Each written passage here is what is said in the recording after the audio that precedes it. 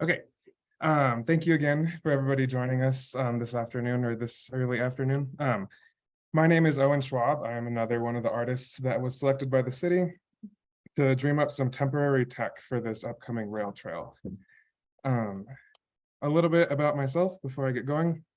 My background kind of really started in the School of Architecture at UNM. That's kind of where I got interested in building public spaces and public meeting places. The idea of like an architectural pavilion of these kind of gathering spots that aren't quite fully architecture, but are still reminiscent of these forms and things is something that has stuck with me as I've kind of entered into this art world. In the past, I've worked with the Somos Music and Art Festival here in Albuquerque to create some large scale LED installations to activate the spaces at those festivals. Those are on the screen here on the right.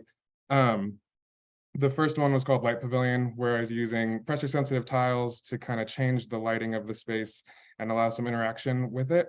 And the second one, High Voltage, was really starting this fascination with these somewhat hidden infrastructural systems that make our kind of modern life possible. So this one was inspired by our powerful, like nationwide high voltage grid that moves things around.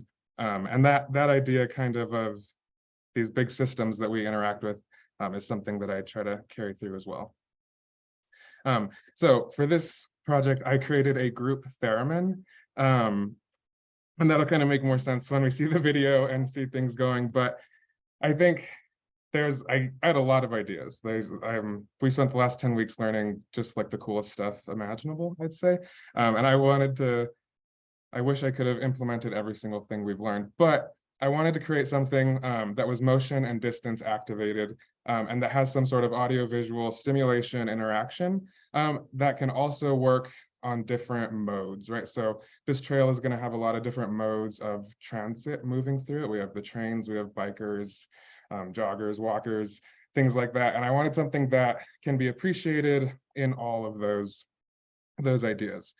I also wanted to bring in this idea of my fascination with these infrastructural systems that are often hidden. And I think the more in the class that we got to interact with the electronics, the more I kind of realized that they're all around us. And there's all these like invisible frequencies around us, and there's all kinds of just energy literally around us. And that they're often in these super industrial forms that are put on top of a building or hidden to look like a tree.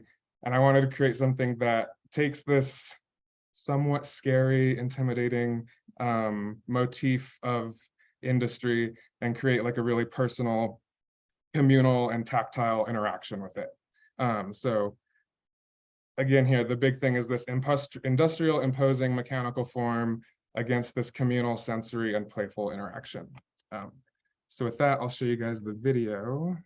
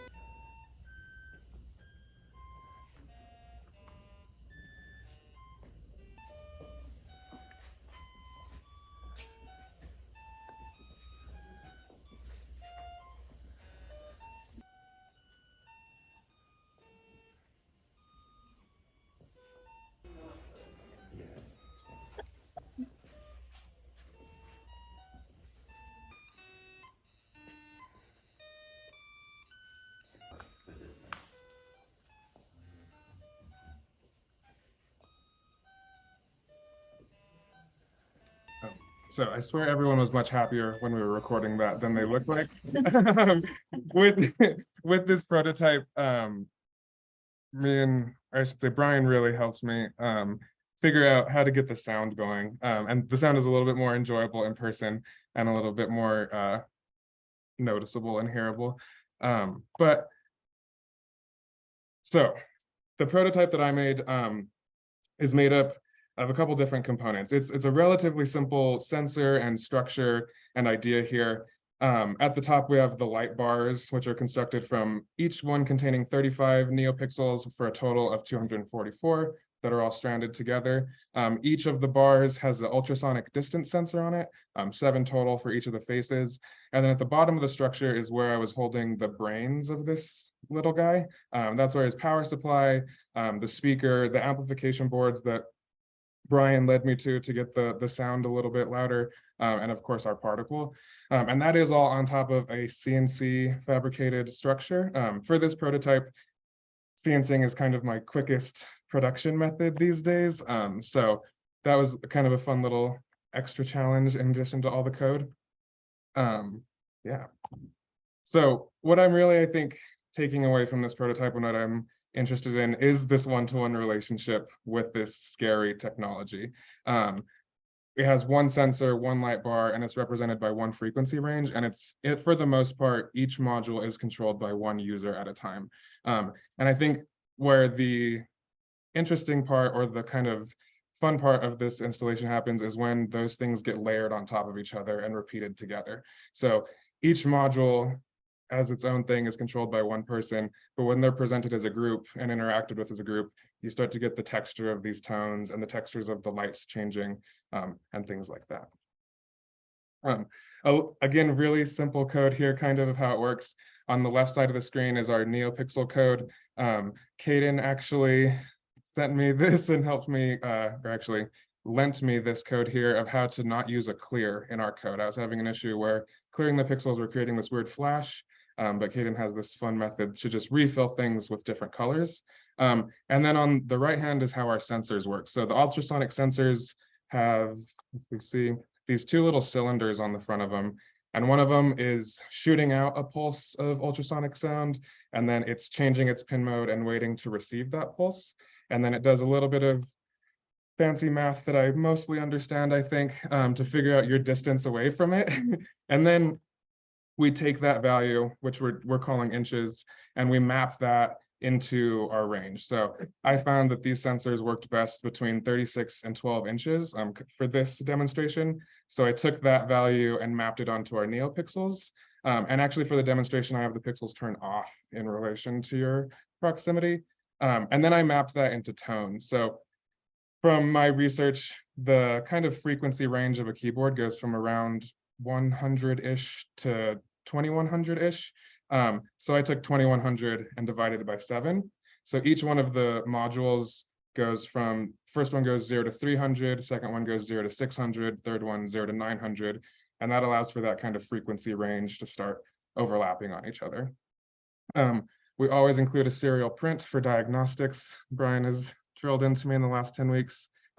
But this little section here basically, again, layers and multiplies and repeats itself inside of the code. So it's running this super simple thing 7 times to create this layered and textured experience.